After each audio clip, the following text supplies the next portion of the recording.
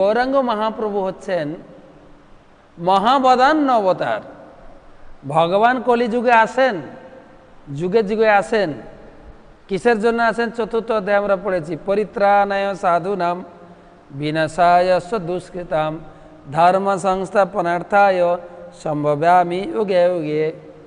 ভগবান যুগে যুগে আসেন ধর্মকে প্রতিষ্ঠা করার জন্য এবং সাধুদেরকে রক্ষা করার জন্য, দুষ্কৃতিকে বিনাশ করার জন্য। কিন্তু এই গৌরাঙ্গ মহাপ্রভু ধর্ম প্রতিষ্ঠা করবেন, সাধুদেরকে সুরক্ষা দেবেন, কিন্তু অসুর বিনাশ করবেন না। তিনি কাউকে প্রাণে মারবেন না। বলছে এটা তো ভগবানের কাজ, অসুর বিনাশ না করলে ধর্ম কি করে প্রতিষ্ঠা হবে? পার্বতী প্রশ্ন করলেন।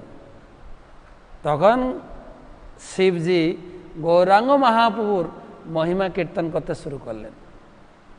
বলছে দেবী, সত্যযুগে অসুর আর দেবতারা আলাদা আলাদা লোকে বাস করতেন। আপনারা শুনবেন বিভিন্ন কাব্যগ্রন্থে, মহাভারত, ভাগবতম, যে অসুররা আর দেবতারা লড়াই করছেন। যেরকম অসুর ছিলেন বলি, সে আবার স্বর্গরাজ্য দখল করে নিল, এসব কাহিনী পড়ি আমরা। তা দেবতারা একটা লোক, অসুররা একটা লোক থাকে। এটা ছিল সত্যযুগে। ত্রেতা যুগে অসুররা আর একটু কাছে চলে আসে। ত্রেতা যুগে অসুর ছিল লঙ্কাতে, শ্রীলঙ্কাতে, আর ভক্তরা বাস করত ভারত বা বিভিন্ন ধর্মস্থানে বাস করত।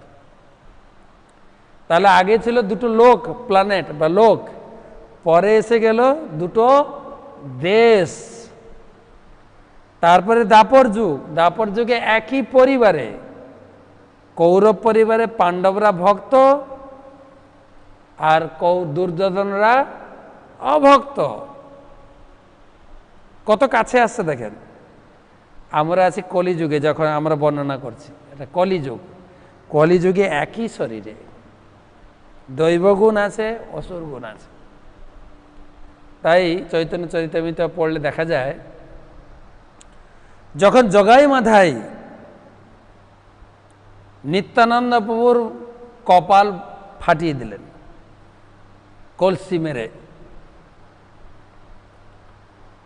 তখন চৈতন্য মহাপ্রভু ছুটে এসে তার ভক্তকে রক্ষা করার জন্য কোথায় সুদর্শন, সুদর্শনকে আহ্বান করলেন।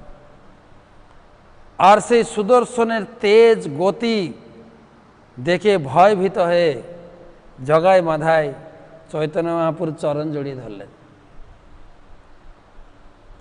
নিত্যানন্দ প্রভু মহাপ্রভুকে জড়িয়ে ধরেছেন, প্রভু এটা কলিযুগ,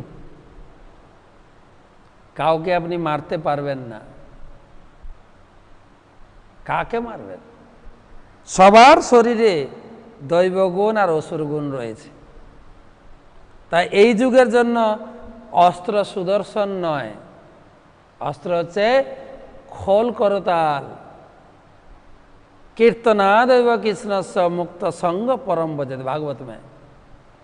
কেবল হরিনাম কীর্তন দিয়ে মানুষের শরীরে, মানুষের হৃদয়ে সে অসুর ভাবকে মুছে দিয়ে দৈব ভাবের সঞ্চার করুন। চৈতন্য মহাপ্রভু সুদর্শনকে নিবৃত্ত করে দিলেন, সুদর্শন চলে যাও। জগাই মাধাইকে আলিঙ্গন করলেন। নিত্যানন্দ প্রভু বললেন, প্রভু জগাই মাধাই আপনার চরণ তলে, তাদেরকে আলিঙ্গন করে প্রেম দিন।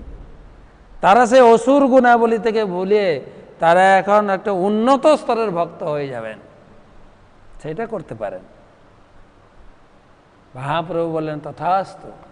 চেতদর্পণ মার্জনম ভব মহাদাবাগ্নি নির্বাপনম শ্রেয় কৈরব চন্দ্রিকা বিতরণম বিদ্যাবোধ জীবনম আনন্দাম্বুধিবর্ধনম পতিপদম পূর্ণামিতমাসাদনম সর্বাত্মস্নপনম পরম বিজয়তে শ্রীকৃষ্ণ সংকীর্তনম। হরিনাম করতে করতে, হরিনাম করতে করতে হৃদয়ের সমস্ত অসুর গুণাবলী ধ্বংস হয়ে ধীরে ধীরে দিব্য গুণাবলীর স্তরে আমরা পৌঁছাবো, তার প্রমাণ দিয়েছেন প্রভুপাদ ইসকন। আজকে আফ্রিকান লোক, চাইনিজ লোক, তাদের আচার ব্যবহার কেমন ছিল, আমেরিকান লোক, রাশিয়ান লোক, ইউরোপের লোক তাদের জীবনকে পরিবর্তন করেছে কেবল হরিনামের দ্বারা। তাই এই অসুর গুণাবলী আমাদের ভিতরে আছে, স্বল্প মাত্রায়ও আছে। ধীরে ধীরে ধীরে ধীরে এই অসুর গুণাবলী থেকে মুক্ত হয়ে আমরা দিব্যগুণ প্রাপ্ত হব, আর দিব্যগুণ প্রাপ্ত হলে ধীরে ধীরে আমরা মুক্তির স্তরে এগোতে পারবো।